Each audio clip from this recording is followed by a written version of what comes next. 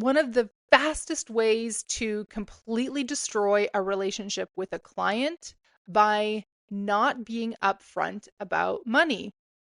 Always treat conversations about money and other people's money with respect and honor. Be clear and kind and very direct from the start.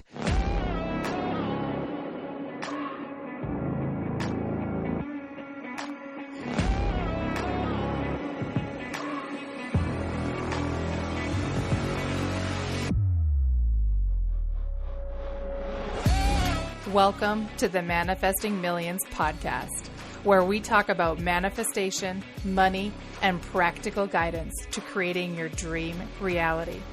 My name is Amy Van Meel, and I am an experienced coach and transformation guide, obsessed with helping you get out of your own way and create a life that blows your mind each day you wake up. My goal in this podcast is to share practical manifestation, self-awareness, and growth techniques in real talk conversations. So if you're ready to massively transform your reality, your finances, your relationships, and your overall enjoyment of life, you are in the right place. I am absolutely delighted that you're here with me today, babe. Let's get into it.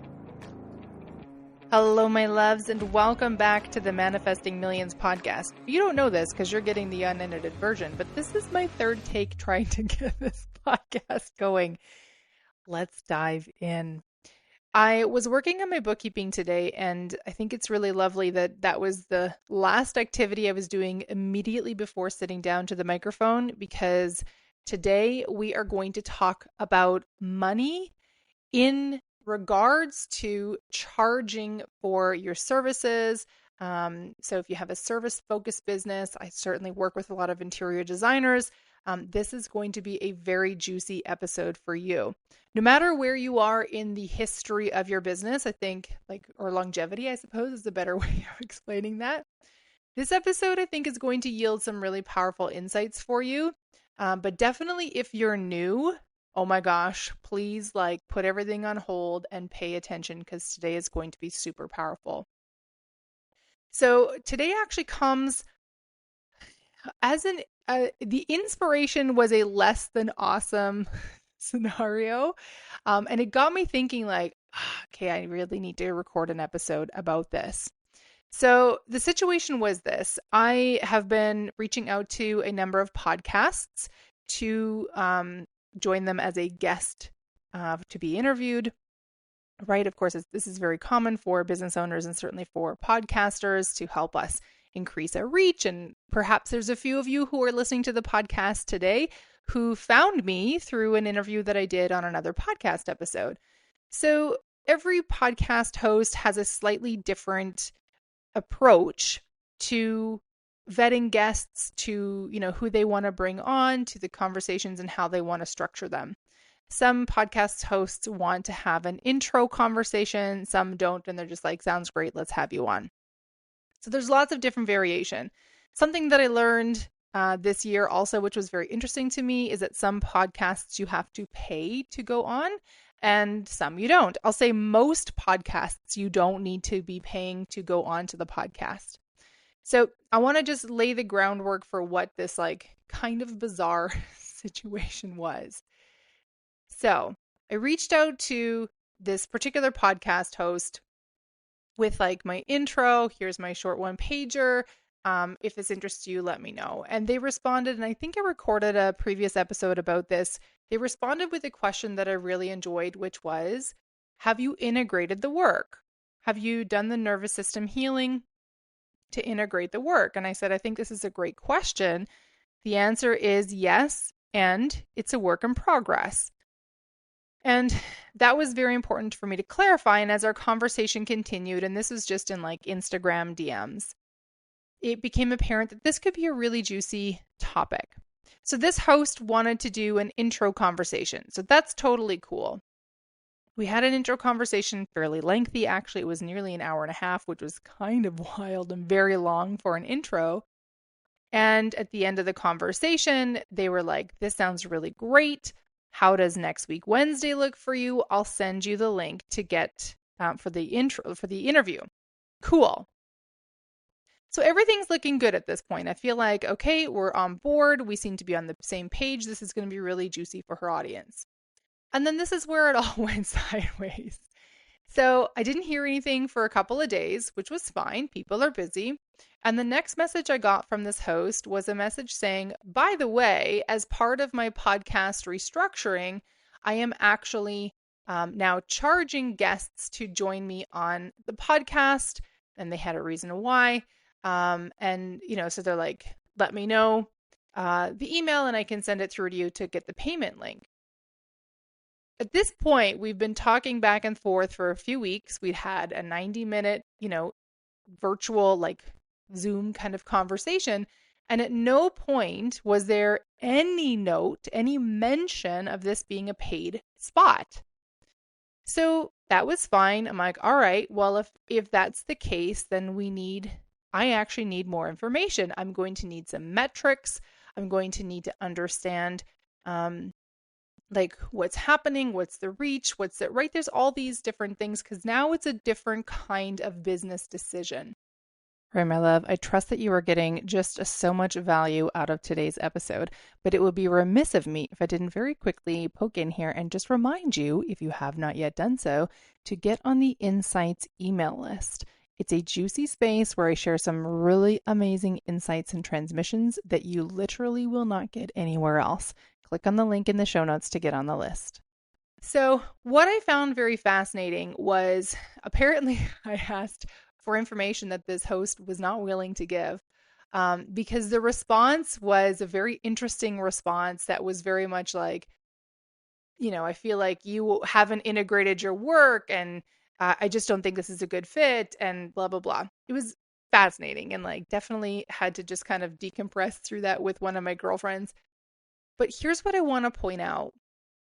At no point in our conversation was there a mention of this being a paid option. To then find out after there was already an agreement in place for us to sit down together to have this conversation, a date was picked, a time was picked. It was merely just booking like the actual interview. To then come back with, by the way, this is a paid spot, it's this much. And then when asked for numbers in order to inform a business decision, there was tremendous pushback. Now, I've seen this happen before with other business owners as well. And that's what I want to talk about today. So not just the context of this podcast, but I think this is a really juicy example that we can tap into. One of the things that I believe firmly, and I have for a very long time, is that when we are dealing with money and other people, we must be ultra clear. It is one of the fastest ways to completely destroy a relationship with a client, with a potential client, with a friend, with an acquaintance, with some random stranger on the street, by not being upfront about money. When I was building my interior design businesses, I charged an hourly rate when I would get that initial call from the client to say like, hey, we're interested in working with you. What does this process look like? How do we do this?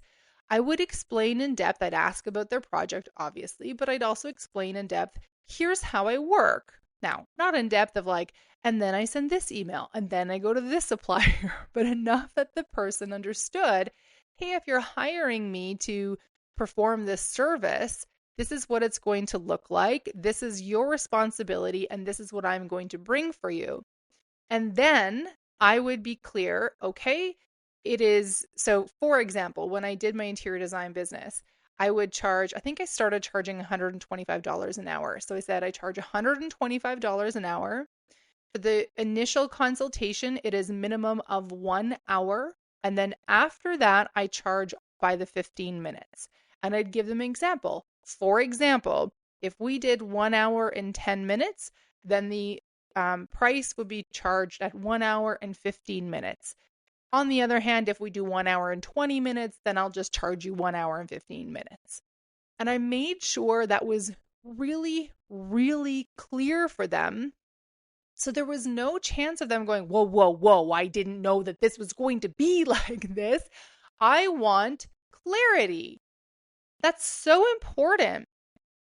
When we're talking design in particular, one of the most challenging things that I think every designer comes across is the budget question, right? You have a client who has brought you into their home or their office and they want to do a project. They want to have your help creating this project and bringing it all together. They're unwilling to give you a budget number. OMG, every designer out there, I think, feels this pain. The problem is if you let the clients get away with that, it's almost like a guarantee to fail. So I'm managing, I'm not doing design work anymore like publicly, but I still do this for friends and family. And I'm managing a very large project right now. And I was speaking with the site owner and I was like, okay, what's your budget? And really getting a lot of like not clear answers. And they're like, I think it's fine. Like I'll handle investments and I'll do this. And I'm like, whoa, no, I am not comfortable managing a project of this scale without a guiding number. And when you're talking money in this way, it is clear and very important that you let your clients know, hey, this budget number that you're giving me isn't like licensed for me to go all the way up to this number. And it also, you can't undercut. Like, let's say you're doing a bathroom renovation and you're like, I want to do it for $5,000. And you're looking at that going, there's no way that you can do this bathroom for like less than $50,000, right? This is just an example, okay? So either side of that is really murky and messy, but by not having a clear conversation, you are setting yourself and your client up for failure. And the funny thing about money is that it's very emotional. People don't like to talk about how emotional money is. And I always think it's hilarious that they're like, no, it's fine. It's like this. It's not like this. There is a sense of pride around money. There's a sense of pride around, earning and spending and saving and like all the things. But I'm very clear and I always endeavor to make sure from the outset that I have an agreement with whomever I am working with. So then being in this experience with this podcast host, and after all of this conversation and this like very clear, I love this, I think this is going to be great. Yes, let's do it on this day. Let's do it at this time. I'll send you the invite link. And then, oh, by the way, I charge for this. That's a very strange experience and it's really unnerving and it feels very underhanded.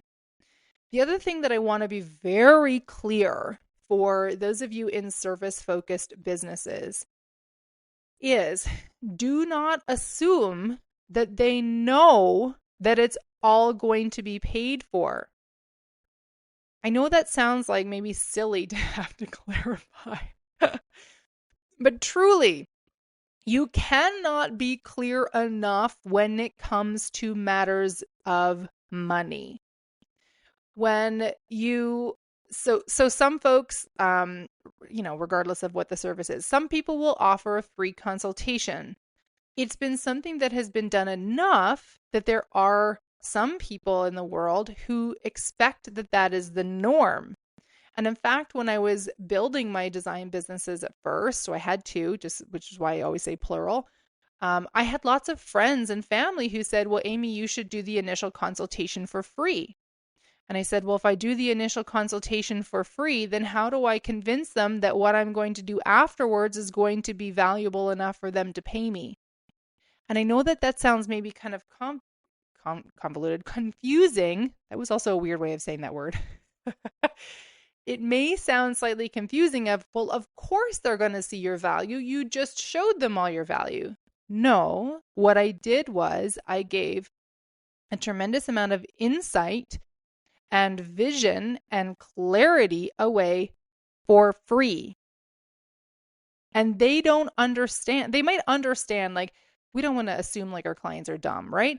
But there's not necessarily correlation between, oh, okay, so all this that she's given me is actually very high value because they're going, well, I got it for free.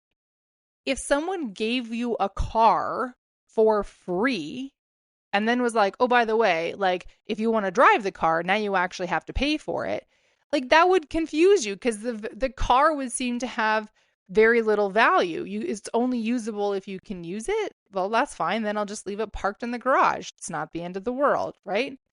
It can be, that was maybe an odd example, but that's what popped into my mind. In giving away your services for free, it can actually, not always, but it has the potential for really creating an uphill battle for you going forward. Because, and the other thing is it can attract in the wrong clients. So if this is the part where like, if you're early in your business, this is super, super important for you. For those of you like early on, okay, just getting started in business, growing the business. Don't think that you have to give away your initial consultations for free. Don't think that you need to give away a whole bunch of information for free. And also, don't feel bad about charging for your work. This is a big one that we have this sense, and I know I've certainly struggled with this sense that, well, I just know how to do this. It's actually pretty easy for me. If I just hop on the phone with them for 15 minutes or I go to their house for an hour, it's not the end of the world. It's pretty easy for me to give them some vision. I feel bad charging for that. But I want you to consider there's a reason they're asking you because they don't have that knowledge, that insight, that skill set. And you do. And you deserve to be remunerated for that. You deserve to be paid for your skill set, for your knowledge, for your insights. So it takes, if you want to really learn about yourself, OMG, to like the depth of yourself, go and start a business. All right. Like you will be gobsmacked at the level of, oh my gosh, inner learning and self-awareness and like personal growth that you will go through purely as a result of just trying to start a business. Okay. Like you don't even have to be successful. You don't have to be a failure. You don't even have to be in it very long. You will be amazed what will come up. Certainly a lot of my own growth has come through the activity of like building multiple businesses, and every business has a different level of growth, right? So just be clear that your work has value. And this is something that I find challenging right now in the online space. In the online space, there is a tremendous amount of business experts, coaches, teachers, leaders, guides, whatever, call them whatever you want, that are telling you to give away like your best content for free, because the intention is you're giving it away for free in exchange for an email, usually is how that goes. And the idea is that you're building your email list, you're building your audience and your community that you can sell to later. The tricky thing is that we are also told the same thing about social media, that, give away your best stuff for free. And I've always found this very confusing. Well, if I'm giving it away for free, then why would they pay me for it later? Right? That doesn't make sense. It's not to say that we can't give away high value, like really helpful, useful content as part of it. It's certainly something that I endeavor to do as I'm creating social media content, as I'm creating podcast content. I mean, if you've listened to the whole library of my podcast, there's some really fucking good stuff in here, right? Like there's going to be times where you're just like, is Amy on drugs? Like, what is going on? But if you're a longtime listener or you're starting to work your way through the library, you'll know that there's some real deep insight and value in the, hey, I don't want to say contenting in, but I'm going to say content in the stuff that I bring you. Well, this podcast doesn't cost you anything. On the other hand, it's part of me saying, hey, I want to help you out. I want to meet you where you're at. And it allows me, I just clicked my microphone. It allows me this bridge to say, hey, I have this content. Here's something that can help you get started. Think about these things. And also, did you know that I have these options on offer for you? I have the Breakup with Broke program. I have the Wealthy as Fuck program. I offer one-on-one coaching. I do executive level brainstorming. These free content streams create this bridge between where you are now and where you want to be, and show you this opportunity that perhaps in order to move across that bridge, you and I work together in, one or multiple different kinds of containers. So that's part of what the free content is meant to do, but it certainly is not meant to undercut your value.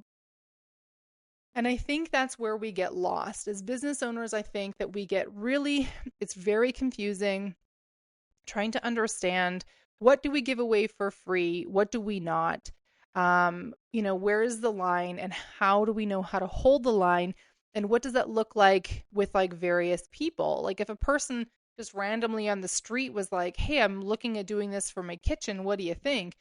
You might give them some insight, but what if it's a friend? And this is something that I know I certainly struggled with over the years was, okay, so if it's a family member, that was weird. If it's a family member, or if it's a friend of ours, they know that I do design work. They've heard, people talk about how happy they are with the projects that I've done. And they might be coming to me at a dinner party or a barbecue or something and saying, Amy, I want to remodel my bathroom. What do you think?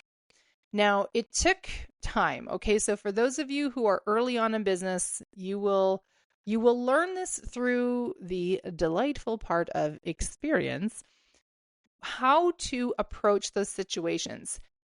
There's I'm going to call it two kinds of people who are going to ask you for this as it relates to your personal sphere.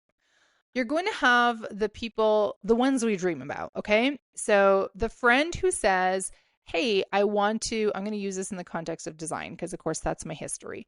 Hey, I want to redesign my kitchen. I'm thinking that I want to do it in the next 6 to 12 months. I'm just confirming my budget. Can we meet and just talk about what we're thinking? Here's kind of what I'm thinking. What do you think? Cool. If that conversation opens up into them then hiring you, a month or 2 months or 6 months down the road, that is the gold. And I have people like that in my sphere. So when they ask me for, if they have questions about design or a specific area in their home, you can bet your ass that I'm going to be willing to have a deeper conversation and ask deeper questions about it. Then we have the other side, and this is, I'm sorry to say, at least in my experience, and I think in the majority of people, the majority of experiences. It was weird saying majority twice, but anyway, here we are. So the majority of people are going to be, you can call them tire kickers, you can call them people who, I'm sure there's lots of names, just people who want to get things for free. So these are friends who will ask you, again, we're going to use the context of design. Hey, I want to design my kitchen. We think that it's, really important for the resale of our home. Here's what we're thinking. What do you think? So you might ask them some questions. You might give them some insights, give them some things to think about, and then nothing ever happens. They don't hire you. They don't even go forward with it, but they keep asking you about it. Or they go, okay, and they then follow, I've had this example a few times, they follow the advice of, it's very common actually to follow their parents, which I find very fascinating. So let's say you are a homeowner and you've asked me for some insight, but then your mom has an idea and your mom has maybe some, skill in putting together a home, but is not a professional designer by any means and has their own specific thoughts and feelings and is, they're obviously in a different generation. They're your mom. Like there are just different things that they think about.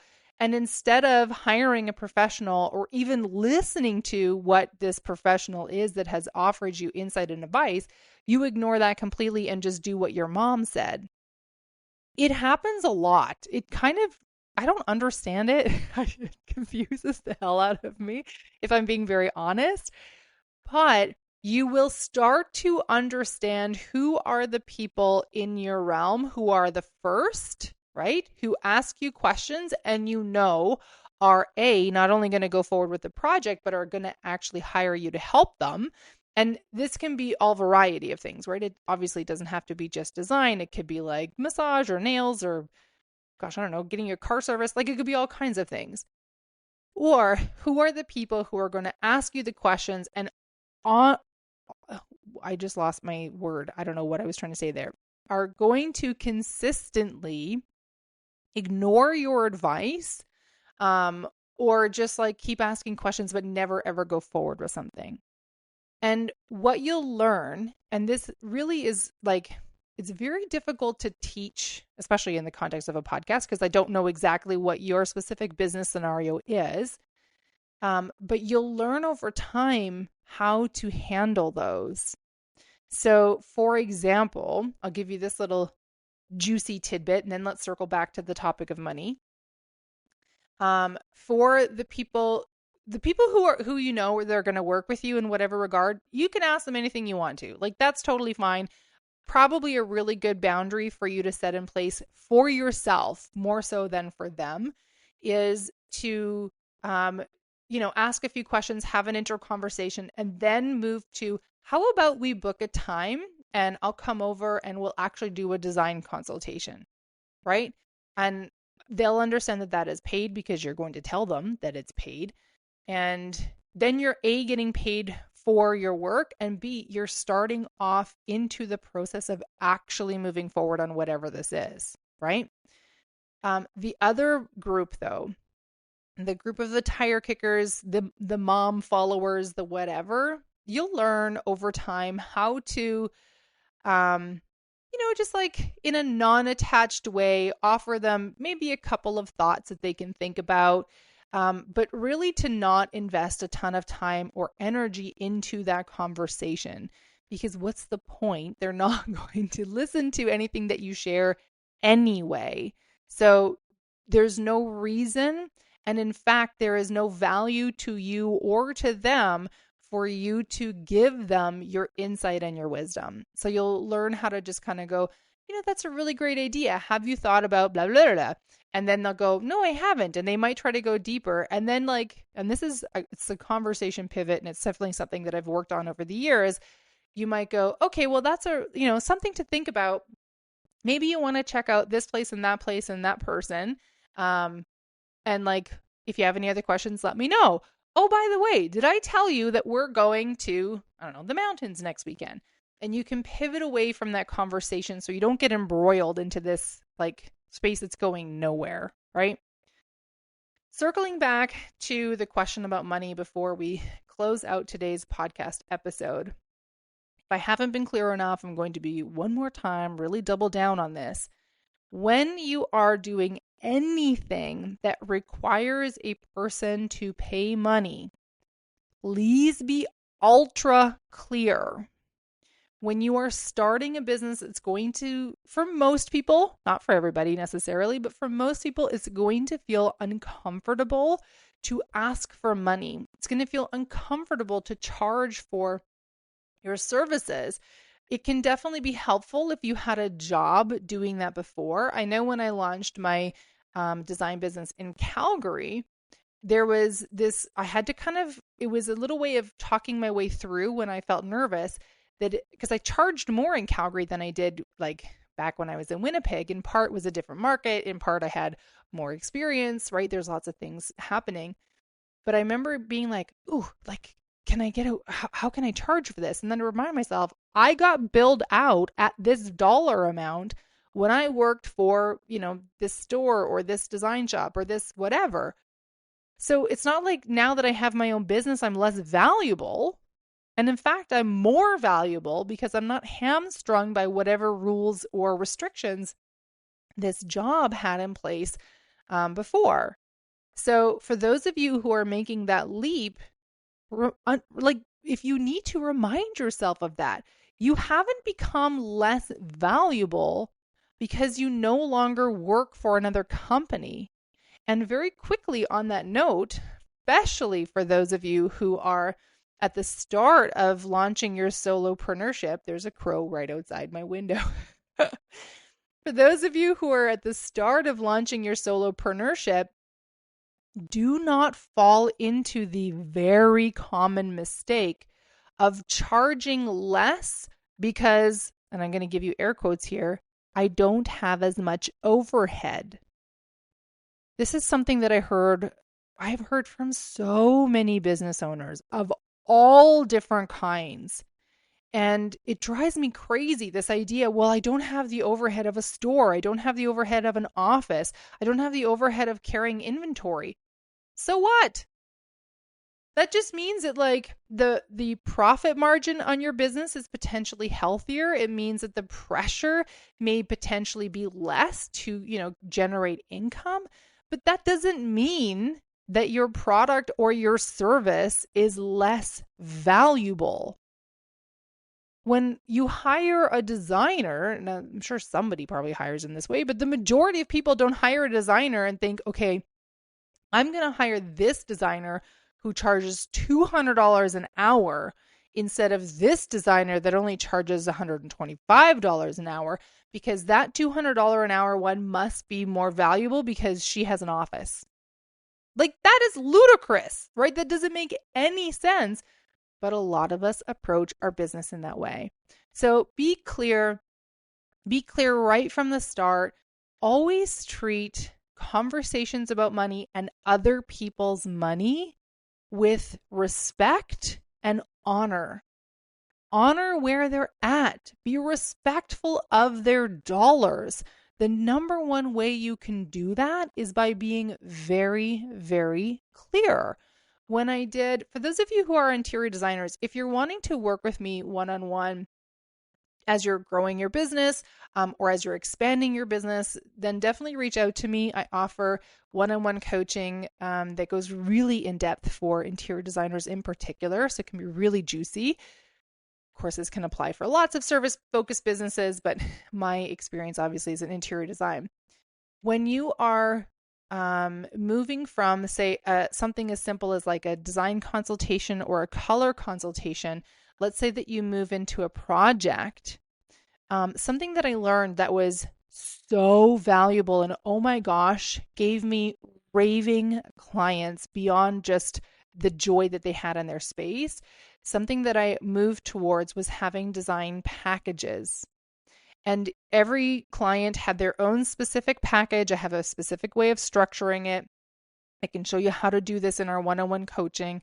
Maybe I'll sell it sometime. Anyway, stay tuned. And in this package, it's very clear. It's not like 30 pages long because who has the time to read that? They often were 1 or 2 pages, but it would say, here's the scope of work. And then it would have a list, bullet point lists of every deliverable that they are getting. And then it would have a total price, and it would have the payment terms, and it would show like invoicing. And that clarity was so powerful. So the client now understands, oh, this is what I'm hiring Amy for. And it also had in there, like, what happened if they wanted to add things onto the list, or if they wanted me to do more work that wasn't contained within the scope of this agreement. And they signed and dated that agreement. Like, it was a whole thing, okay? And that design package that I started doing fairly early on in my business, I actually started doing it as a result of having to take a client to court in the first 6 months of my business, which was super fun. But moving to that approach when it came to bigger projects, okay? So like if it's like a one-off consultation, I'm going to your house to do some color, that's whatever. I'll just charge you for the hourly rate. But if we're going to start doing like designing a room or designing a bunch of spaces, like the work starts to grow bigger, then we are going to, the package was useful to give them a clear understanding of price. It's so helpful. And then I would just walk through it with people. Here's the total dollar amount. Here's the payment schedule. Here's when, you pay me this and when you pay me this. And here's how both you and I are protected in this. It's so important to have clarity in those conversations. So if you're really nervous about having conversations about money, about charging for your services, perhaps about raising your prices, definitely we can go over this in a single one-on-one coaching session. I do offer I think it's 90 minutes, like a 90-minute coaching session that we can go over. I have it all clearly laid out somewhere, but I don't remember off the top of my head right now. But I also recommend practicing with a friend, all right? And just say, hey, I want to get a little more comfortable at doing this. And I feel so nervous about this because of, whatever it is. But at the end of the day, remember two things. Your work has value, and that value deserves to be paid for. You deserve to be remunerated for what you are offering. And two, be clear and kind and very direct from the start when it comes to money with potential clients. Don't beat around the bush. Don't be like, oh, I can't tell them how much I charge. Tell them how much you charge. Let them make the decision. Don't string them along and make it sound wonderful and then go, oh, by the way, okay, so it's actually like $500. I really dislike how, I know why business, gurus, whatever, tell you to do it this way. I really don't like, though, that the approach is meant to be like, you don't tell them the price until you've sold them on the thing. I get why it is that way, all right? Because people will hear a price and they'll either be in or out. But what I find so frustrating about that is that you potentially have someone who has a yearning for something, for a result, for an experience, whatever it is. And they're like, oh, that sounds so good. And then you tell them the price. And if they had known from the beginning, it could have saved both of you a tremendous amount of time, because it could be like so far out of reach that they're like, there's no fucking way I can afford to do that. Right? I've definitely had those experiences in the past where it's like, oh, I'm sorry. It's got me. Yeah, no, I can't put, $20,000 down or whatever it is. There were times in my life that I'm like, I'm sorry, you want $500? Sorry, don't got that. Can't afford milk. Not going to happen. Right? And it makes people, I think, afraid to reach out and ask for help. On the other hand, let's say that you offer a service that's like, we're going to use $500 as our example here. You offer a service that's $500. You let them know sort of early on in the conversation that it's going to be $500, and they know right away, oh my gosh, that's totally within my budget. Okay, so now I have some questions. So now what you have is someone that you're not trying to convince, you're not trying to sell. They're like, okay, that's like something that's more than I thought, less than I thought, whatever, but it's affordable. And that whole initial conversation that you have with them is much more aligned, because they're not wondering the whole way through, oh gosh, okay, this sounds really great, but fuck, how much is it going to cost, right?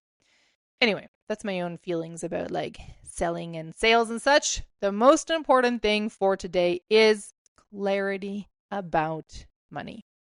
My loves, thank you so much for joining me today. If you found this podcast episode helpful, please share it out. If you share it on the socials, be sure to tag me. Feel free to send this episode along to friends, definitely those of you who are starting a new business or you know someone who's starting a new business. This can be a very juicy episode. And if you're looking to work with me more deeply, you will find all the links in the show notes, including how to sign up for my email newsletter called Insights. I'm a little sporadic on getting the emails out, but I promise you the ones that do come out are fucking awesome. I will see you next week, my love. Bye for now. Tell me if this resonates. You're a driven, high-performing professional. You've achieved some measure of success, but there's this knowing this sense, this quiet calling from within that says there's more waiting for you. It might be in your career, it might be in your relationships, in your health, your personal fulfillment, but you just know that there's something more that you want to crack open, and you're just not sure how to get there. Imagine what could happen if you were to work with a coach who really listens deeply to what you're sharing, who sees your unique brilliance and reflects it back to you, and helps you create expansion in every area of your life. Why my clients choose to work with me is many, many things. Among them being that I bring over 2 decades of experience investing in coaching and therapy and personal development so that you get to benefit from proven tools and deep wisdom. You will feel truly heard and understood, and this is something that my clients say over and over is one of the most profound and impactful parts of working together with me, and is where their transformation really begins. I guide you to reframe your challenges, to unlock new possibilities, and to ultimately manifest the life that you are craving to live. My coaching isn't about giving answers. It is about asking the most powerful questions and sharing with you wisdom from living in the trenches so that you can discover your own truth, direction, and power. You can expect a very safe, confidential space with me. There's no judgment here, just support and insight and practical strategies tailored to you. Whether you want to advance in your career, find more joy in your day-to-day life, deepen your relationships, work on your health, our work together is personalized to your goals. This is not about quick fixes, my love. I am all about lasting change that feels authentic and empowering. Picture yourself 6 months after we work together, clear, confident, living a life that feels in alignment for you, that feels magical and powerful, and that you just wake up every day like, oh my gosh, I can't believe this is my life. That's what we can accomplish together through the power of coaching rooted in empathy, experience, and the deep belief in your limitless potential. If you're ready to invest in yourself and create real, lasting expansion, it's time that we work together. This is your invitation to step into a bigger, more fulfilling life, no matter where you want to grow. To find out more, you can reach out to me by email, amy@daretobegin.net, or hit me up on the DMs on Instagram. If you're ready to say yes right now, then head on over to amyvanmeel.com/next level and secure your spot today. I'm so excited to work with you, my love. I can hardly wait to see what we create for you. Let's go. Thank you so much for tuning in to today's episode. If you loved what you heard today, be sure to share it with me by leaving a review on your favorite podcast platform and help me reach more like-minded people who are ready to expand their life. If you haven't yet followed me on social media, find me on Instagram for extra love and inspiration by following @AmyVanMeel, or visit my website at amyvanmeel.com. I love you so much, babe, and I am damn proud of you. I am already excited to connect in the next episode. And in the meantime, believe in yourself with the confidence of a 5-year-old.